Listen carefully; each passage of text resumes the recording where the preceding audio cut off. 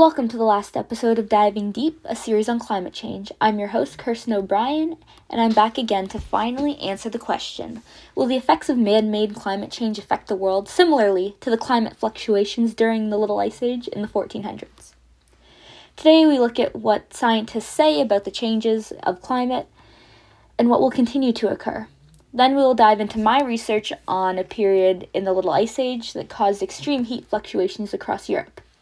Finally, I'll leave you with my answer as to if climate change that we are experiencing will resemble the conditions of the 1400s caused by the Little Ice Age. First, let's dive into the evidence of what is occurring, and some evidence-based guesses will continue. In 1985, Carl Sagan testified before U.S. Congress to share the evidence that many climate change scientists have been trying to share for a few decades. Sagan speaks of the greenhouse effect and requests that Congress put money into climate change science. He later suggests that the planet may be more fragile than we realize, so more research is needed to understand how mankind has altered the planet. Thought bubble time, the greenhouse effect. The greenhouse effect is the trapping of the sun's warmth in the planet's lower atmosphere due to a greater transparency of the atmosphere to visible radiation from the sun than to infrared radiation emitted from the planet's surface. What we know about climate change is that the change is apparent from the mid to late 20th century and onwards, and it's mainly attributed to increases in carbon dioxide levels within the greenhouse zone produced by fossil fuels. As we all know and understand, because the release of fossil fuels are getting stuck in the atmosphere, the greenhouse effect is also trapping more particles from the sun, ultimately warming the Earth.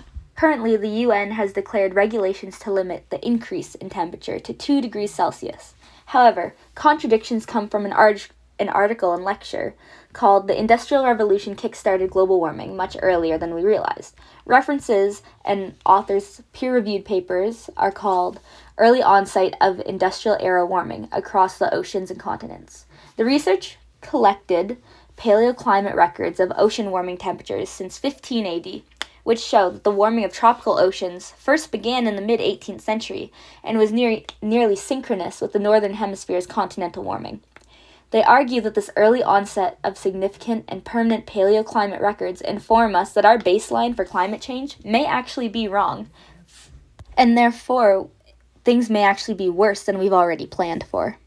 Now let's look at some of my research. During the Little Ice Age, major climate fluctuations were seen in the 1400s. Specifically, a study mentioned in a previous episode looks at Europe's extremely hot and dry fluctuations from 1470 to 1475.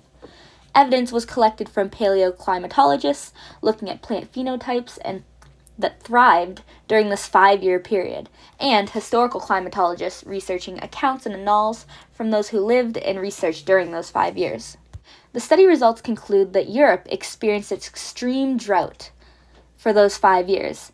In 7 countries, including Denmark, Sweden, and Germany, TreeLink paleoclimatological data concluded that less growth resulted from less water than decades before and after. In Russia, historical climatological data was taken from an archbishop who traveled from Russia all the way down to Italy for work. He accounts for a very long summer and warm weather that was not normal. The longest summer was 1474, when he noticed the grape production in Italy had doubled over the summer. Further research performed by an Italian botanist tested the phenotypes of the grapes in Italy because of the summer of 1474. The plants with phenotypes that thrived in the hot, dry conditions flourished, even reaching a double harvest. The first harvest was in early summer, and the second was in October, showing how long this warming period really was.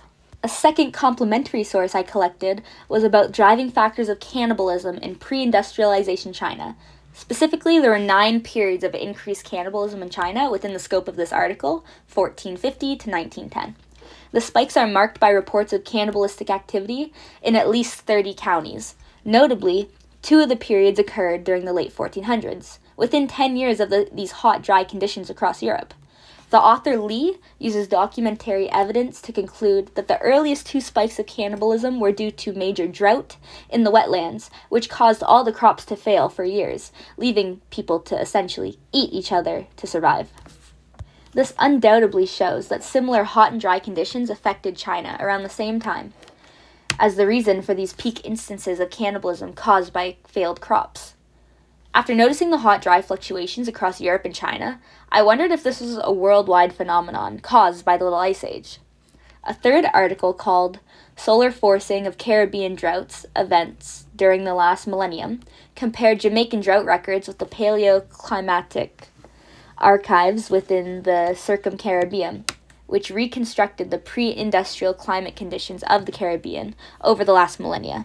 The paper concludes by explaining that pre-industrial climate change was due to a combination of solar forcing and the influences of the El Nino Southern and North Atlantic oscillations. Specifically, an excellent correspondence between the Jamaican drought record and the tree ring reconstruction and the NOA implies more severe droughts during the Little Ice Age.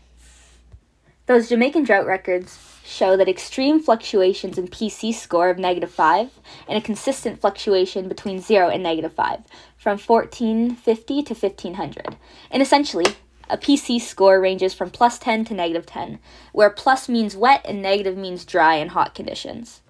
The graph shows extreme fluctuations in 1460 with a few decades of dry climate. Though this paper contradicts my thoughts of worldwide drought, it does shed light on the potential moderators for the hot conditions in Europe and across Asia. Solar forcing may have been a factor in influencing the climate across the planet at different times. Ultimately, more research is needed to understand why drought occurred over such large areas in the 1400s, but we do understand that a fluctuation like this alters the lives of people who lived in these areas. So now it's time to answer the question, will the effects of man-made climate change affect the world similarly to the climate fluctuations within the Little Ice Age? Yes it will. These extreme climate heat fluctuations impacted the European and Chinese societies during the Little Ice Age. In the European society, a few phenotypes of grape flourished, while many plant species dried up and could not produce a steady harvest. The same was seen in China, as the harvest they depend on to survive could not survive. These dry, hot conditions also affected the European economy, causing a significant negative impact on a more excellent economy and society following the primary agricultural production.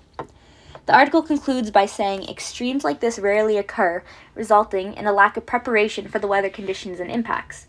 Society would not have adequate coping strategies, creating negative economic and societal implications. But with climate change occurring today, we know it will occur. There will have been the same economic burden and lack of food with the rising temperatures worldwide. However, because of the UN guidelines and the majority of countries' willingness to help and be involved in combating climate change, we should see different outcomes than in the pre-industrialization area. Thank you for tuning in to this series on climate change. I'm your host, Kirsten O'Brien, and I will see you next time on Diving Deep.